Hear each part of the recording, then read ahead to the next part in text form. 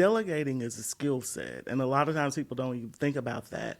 That's something that you have to learn, and a lot of people don't know how to do it. Everything is not always going to run smoothly, especially when I decided to scale my company and it was no longer just me. My expectation, I guess, was a little, naive in thinking that things would run smoothly.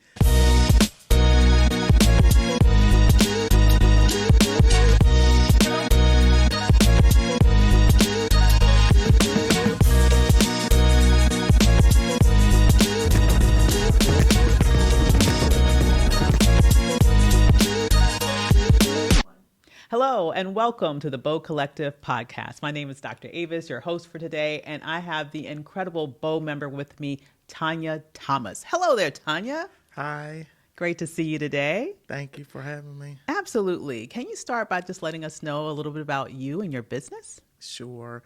I own a company called Team Delegate. It is a virtual executive assistant company, so we provide remote, fractional executive assistant support services to small business owners and entrepreneurs, anything from managing their schedules, their inboxes, arranging travel, client care, anything that helps them have the ability to be able to focus on more strategic areas of their companies while we handle the administrative support part that's important for a lot of businesses, but oftentimes the owners get stuck doing it themselves, and that bottlenecks the growth of their company. So working with us allows them the ability to be able to have that room to grow and unbottleneck their business. Oh my God, girl, I know about 50 people that need you right now, probably including me. But anyhow, that's a whole nother conversation. So it's very exciting what you do because, as you mentioned, you work with a number of businesses. You've built yourself a very successful business. And you know that after you grow a business to a certain level, the next stage is to scale it. However, I find that a lot of people really don't know what that means. You've obviously been successful at it. Can you tell us a little about, in your mind, what does it mean to scale and what doesn't it mean? Sure. What it means to scale is to take it beyond just you. Trying to do it on your own, it's only so much that you can do. But in terms of scaling, it's going to take you releasing. So maybe if you're a service provider, you can no longer be that service provider. You're going to have to bring on other people similar to you to provide that service. And that's what's going to help your company scale. Oftentimes people may, confuse that with just growing. And that's the difference because, like I said, there's only so much that one person can do. So you can't really scale a company that way when it's just you solo. So that's what I would say is the difference. You stepping out of your comfort zone to allow other people to do and provide the services. Absolutely. I think that's a really great point. I think a lot of people, as you mentioned, just think it just means making more money. And if they are a solopreneur, they just end up creating golden handcuffs for themselves, right? What are they going to do beyond that?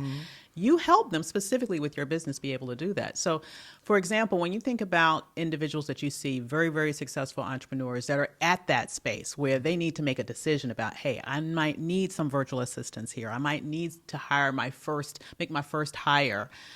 What do they need to have in mind when they contact someone like you in order to start that scaling process? They need to be ready to release. Oftentimes they'll also think they need to know what to release. And that's not, it's important to know, but that's something that we help our clients with because I know a lot of times people don't know.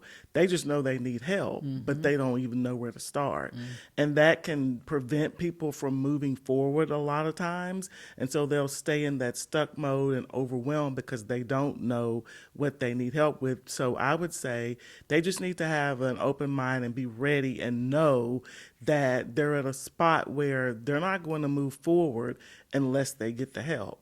They know that they're going to stay stuck in that area of just being overwhelmed with work and if they don't get the support that they need. So I'll ask people a lot of times, what would happen if you don't move forward and work with us? And I think that's a thought-provoking question because then they'll say, well, I won't grow. I'll still be here next year where I am in the same spot. So I think having that mentality and being in that space will help people know that they need us and they're ready to bring on that support. Absolutely. What do you find is the key areas that your assistants are able to jump in and make the biggest difference in terms of helping people's businesses grow? The strategic piece of it, because I think there's a difference. There's a difference between just being clerical and executive assistant support. And I tell people that all the time because that's a clerical is more doing, just being a doer. But strong, sound executive assistant support is proactive support. So we're kind of like a thought partner too. For example, one of my team members was sharing with me a client that we have that she's working with that doesn't have templates or procedures in place. And so she was sharing with me, ways that she could help her get her proposals out faster by helping her create those templates and processes around those things. And those are things that the client didn't have because, number one, she may not have thought of it, how to make that work more efficient, and just also not having the expertise and know-how. So having somebody like us, that strong sound support, that's what we do all day. So that is our zone of genius, so to speak. And that's what we come in and are able to help, people with those types of things, because building strong workflows and efficient processes are helping your operations, and that's other areas of your business that really need to be sound to help you build that strong foundation for growth. I can imagine that makes the businesses more efficient, saves money. But what you were talking about in terms of having a critical thinker, like a thought partner on your team, is absolutely, honestly, it's immeasurable what a difference that makes. When I made the decision that I'm only hiring people that can think, not just do, let me just tell you, it makes a huge difference. So when you're working with your particular clients and they are at that space and they are saying, okay, I know I need to bring on someone, and they find that right person, what do you think it makes them feel like as they're moving forward in their businesses? Are they able to even grow faster than they even imagined? Yes, because it's nothing like having that feeling to know that you've got someone you can trust that's going to be able to help you to do that, instead of having the feeling of creating more work for yourself because you're having to check their work. You're unsure about whether or not it's being done properly. If that's what you're dealing with, you can't move forward because that's stopping you from being able to do that. So yes, having someone that is there, they have the skill set, they have the knowledge, they're being proactive, they're thinking ahead, that's going to help you be more relaxed so you can then focus on the core things that you should be doing. And it's just opening up that space to allow you to do it. And being in that space for an entrepreneur is, I can't even think of the word for it, because that's just a profound place to be, because there's nothing like having to tell someone everything that needs to be done. I mean, that's just adding more to your to-do list. Exactly. So, and worst of all, having to redo it because they didn't do it right. Exactly.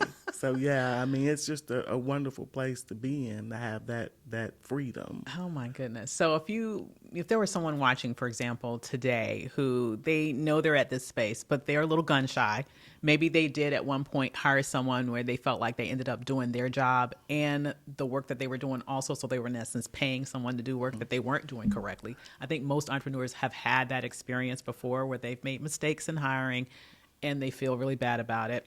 What would you tell them they need to do next differently in order to have a better result? Yes, because I get this a lot. People that come to us, they have been in that space before. And I tell people, don't worry about it, because everybody goes through that. So the thing to do is, I do tell people still to evaluate both sides, because it was probably a little bit on both sides. It was the person, and in full transparency, it may have been a little bit of them too, because delegating is a skill set, and a lot of times people don't even think about that. That's something that you have to learn, and a lot of people don't know how to do it.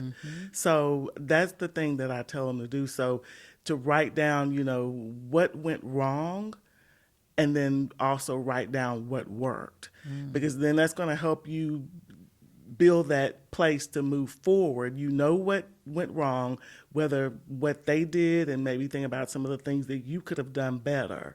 What were some of the things that they could have done better?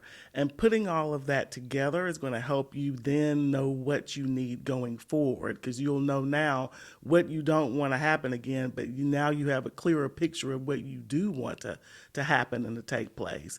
And so that's the advice that I always share to people who have been through that experience. I think that's excellent advice, because it's very easy to point the finger at somebody else, but sometimes we don't even think about the other fingers that are pointing right back at ourselves. Exactly. So listen, we have 3 specific areas in which, as you know, the BOW Collective is focusing on this year in order for us to grow our businesses in an even more accelerated pace, to scale even higher, right? And so I have these 3 cards here. Can you pick one and tell me which one you select? And I have a question that's related to each of those areas. We'll see which one you picked. Build. Okay, like building a house. Okay, so let's get the build question up. All right, so with regards to build, your question is, what's one foundational lesson you've learned that every woman in business should build upon? The fact that not everything is not always going to run smoothly. And I think that was huge for me especially when I decided to scale my company and it was no longer just me. My expectation, I guess, was a little, naive in thinking that things would run smoothly and not being prepared for when things went wrong. And so what I had to learn was that things will happen, but it's how I react to it. And it's how I go, forward with it, and to learn from the things that maybe didn't go well. And I had to learn that was going to help me become stronger, in which it has. So that's the foundational lesson that I would like to share, is just know that everything's not going to always go right, but you're learning, you're growing, and you're building, and not to stop, because it's just helping you to become a better entrepreneur. That is excellent advice. Do not panic, learn from it, and keep growing. Yeah? Right. Well, thank you so much for joining us today. How can people find out more about you and maybe get some of those executive assistants? Sure.